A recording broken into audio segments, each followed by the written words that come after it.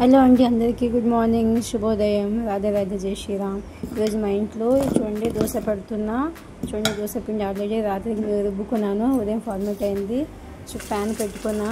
నేను ఆల్రెడీ ముందు అంటే టమాటో చట్నీ చేసుకుంటా, నార్మల్ చేసిందాగా చేసుకుంటా. ఆయిల్ వేసాను, దానిపైన చూడండి ఏం వేస్తున్నా, జీరా వేస్తున్నా.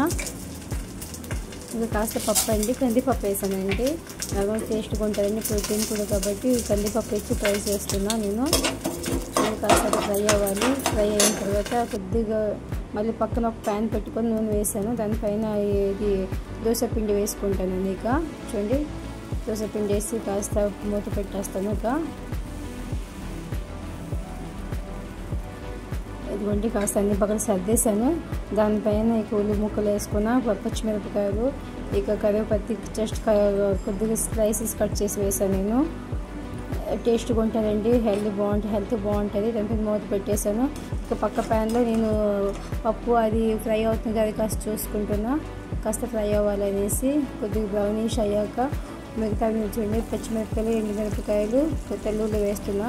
ఇక ఎండుమిరపకాయలు మళ్ళీ వేస్తున్నా, ఎందుకంటే కారం సరిపోదు అనేసి మా వాళ్ళు తింటారు కదా అని వేస్తున్నా. ఇక అల్లం తెల్లుల్లి కూడా వేసాను నేను. అది కూడా ఫ్రై అవ్వాలండి. చాలా ఫ్రై అవ్వాలి, కాస్త బ్రౌనిష్ కలర్ విడిచిపెట్టి అవ్వాలండి. బాగుంటుంది, మీరు కూడా ట్రై చేయండి ఇలాను ఒకసారి. నేను ఒకసారి ఇలా కందిపప్పు వేస్తాను, లేదంటే ఫ్రై చెన్న వేస్తున్నా, ఇంకా నార్మల్ శనగపప్పు వేస్తున్నా అండి. ఇది కూడా వెరైటీగా అండి. ఇక నేను ఆల్రెడీ టమాటో ముక్కలు అండ్ ఉల్లిపాయలు కట్ చేసి పెట్టున్నా, ఇవి కూడా వేసి ఫ్రై చేయాలండి. చూడండి ఫ్రై చేస్తున్నా. ఇది కూడా కొద్దిగా అంటే మగ్గనివ్వాలండి, ఫ్రై చేసుకుని ఉండాలి, అలాగా కలుపుకొని ఉండాలి. ఇవి కూడా సాఫ్ట్ అయ్యే వరకు మనం అలా ఉంచాలండి. సాఫ్ట్ అవ్వడానికి కాస్త సాల్ట్ వేసుకోవాలి. సాల్ట్ వేసుకుంటే కాస్త సాఫ్ట్ అవుతాయండి, కొద్దిగా దగ్గర మగ్గుతాయండి. ఇక పక్క ప్యాన్లో నేను దోశ పెట్టాను కదా, అది తిరిగేస్తాను. చూడండి అయిపోయింది ఓ పక్కను, అది తిరిగేసి దానిపైన మూత పెట్టేస్తాను. దోశ అలా పఫీలా వచ్చిందండి, నాది ఎప్పుడు చూసి పఫీలా వస్తుంది. క్రిస్పీ కూడా చేయొచ్చు మీకు కావాలంటే. నేను పక్క ప్యాన్లో ఇది ఫ్రై అవుతుంది లేదని చూసుకుంటున్నా, ఎందుకంటే రెండు పక్కల ఒకేసారి చేస్తున్నా కదా, రెండు చూసుకోవాలనేసి. ఇక కరివేపాకు ఫ్రెష్ది చూడండి, కరివేపాకు వేసాను కదా, ఇక్కడ మళ్ళీ కలుపుకోవాలి.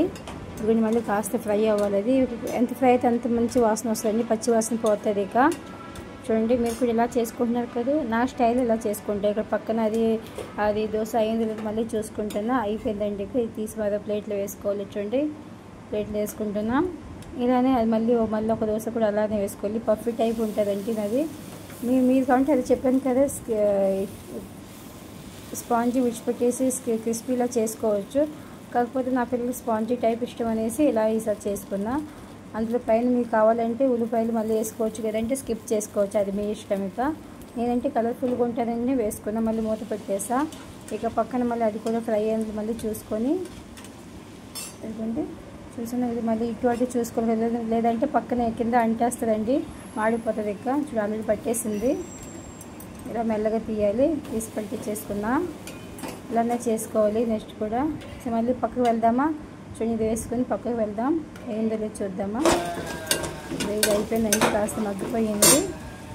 చూడండి తీసి మనం మిక్సీలో వేసుకుందాం. ఇక మిక్సీ జార్లో వేసుకుంటాం. చూడండి మిక్సీ జార్లో వేసుకోవాలి, వేడి అది పొగలు వస్తుంది కాబట్టి నేను వేసుకొని కాస్త చల్లారైతే మిక్సీ పెట్టేసాను. ఇక ఇదిగోండి అది మీకు స్కిప్ చేశాను.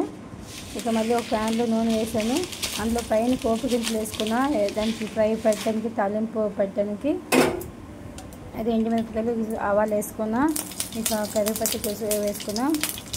కలర్ఫుల్ గురించి బాగుంటుంది, టేస్ట్గా ఉంటుంది. కాస్త పచ్చి కాదు అంటే పచ్చి ఫ్రై అయితే వేసి తీసేది, ఎందుకంటే కలర్ఫుల్గా ఉంటుంది, టేస్ట్ కూడా మరో బాగుంటుందండి. కొన్ని గీ వేసుకున్నా కాస్త, అది ఒక్క చుక్కలు చాలు, కొద్దిగా అది లాస్ట్ ఎండింగ్ ఉంటుంది వేసేస్తాను నేను.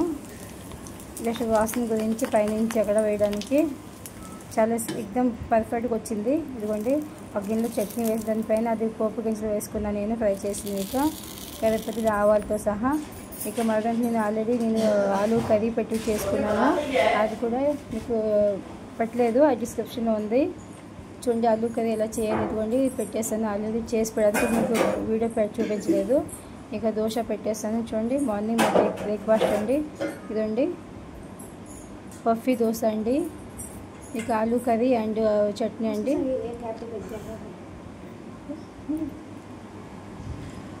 చూడడానికి కూడా ఎంత బాగుంది. ఇక మార్నింగ్ బ్రేక్ఫాస్ట్లో ఒక ఆరెంజ్ అండి, ఇక పాలండి, ఒక గ్లాస్ పాలండి డైలీ తీసుకోవాలి. ఆవు పాలండి, హెల్త్ బాగుంటుందండి. ఇక అందులో చిటికెడు పసుపు వేస్తున్నా అందులో, ఎందుకంటే మనకు ఎలర్జీ టైప్స్ ఉంటే ఏమి ఉండవండి. పాలలో ఎప్పుడు పాలు తాగినా కాస్త చిటికెడు పసుపు వేసుకోవాలి. అందులో హనీ వేసుకుంటున్నా, ఎందుకంటే చీనీ అంటే వేసుకోను. ఇంకా బెల్లం వేసుకుంటే బెల్లం బదులు ఇది మనం తేనె వేసుకోవచ్చు హెల్తీగా. ఇక మా పిల్లలకి వేస్తున్నా, సర్వ్ చేస్తున్నా చూడండి. మా పాప తింటుంది, ఎలా ఉంది చెప్తున్నా. ఎమ్మీగా ఉందని చెప్తుంది చూడండి. తన ఎక్స్ప్రెషన్ తెలుస్తుంది. మా బాబు కూడా తింటున్నాడు, తనకు వీడియో అంటే ఇష్టం లేదు. ఇక నేను కూడా తింటున్నా. ఆలూతో ఫస్ట్, తర్వాత అది ఆ కర్రీతో, పక్కన పాలు, పండు తీసే పండు లాస్ట్లో తింటామనేసి చూడండి. ఆ పిల్లలకి చాలా ఇష్టం, వీళ్ళకి ఇలాంటి బ్రేక్ఫాస్ట్లు అంటే చాలా ఇష్టం అండి. వీళ్ళకి డైలీ ఏమైనా చేసుకొని పెట్టాలి, యమ్మీగా తింటారండి. టేస్టీగా ఉందండి. మీరు కూడా ఇంట్లో మీకు ఫ్రీగా ఉంటే మార్నింగ్ ఇలా తయారు చేసుకోండి. చూడండి నేను పెట్టేసాను చూడండి ఎలా ఉంది చూడండి. నాకు చూడండి ఎక్స్ప్రెషన్లో చూడండి ఎంత బాగుంది. అది నా స్టైల్గా చేశానండి, మీ స్టైల్ మీరు చేయండి, స్కిప్ చేయండి చూడండి. ఓకే బాయ్, మళ్ళీ కలుద్దామా, బాయ్, సీ యూ.